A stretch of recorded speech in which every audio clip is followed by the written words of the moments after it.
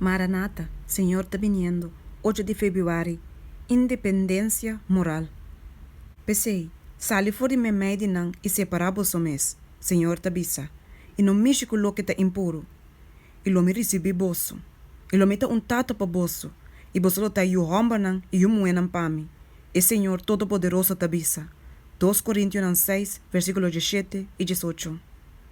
Hopi ao em dia, tem velo dilante de nan cara nan.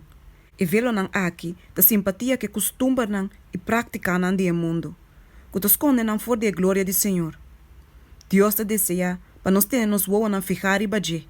Para nós por perder e cos nan de mundo aqui for de vista. Segundo que verdade guardo e bade e vida prático, estandarte me se guardo elevar mais e mais alto, para alcançar a exigência nan de Bíblia. Essa que te requerir oposição na costume nan, prática nan e lema nan de mundo.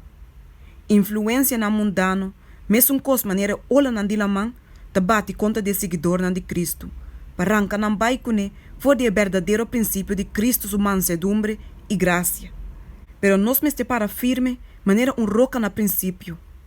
E te requerir coragem moral para acessar aqui. E es nan, quem nan alma nan, não te bom pegar na roca eternal, no guardo arrancar baicune, dor de corriente mundano. Nos por para firme, solamente se nos vida está escondido junto com Cristo de Deus. Independência moral está completamente na ordem, ora nos está opondo ao mundo.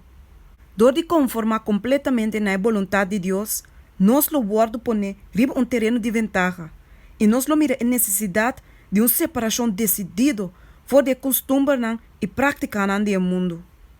Nós não meste elevar no estandarte diz tique arriba do mundo su estandarte. Nós meste hace a distinção decisivamente aparente. E não é algo fácil para obter o tesouro incalculável de vida eterna. Nenhum gente não pode fazer saque e drive junto com a corrente do mundo.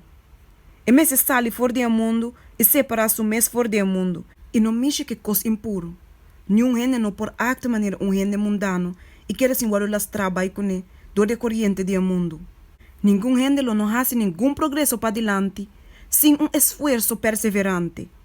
É um que vence, mas tem duro na Cristo.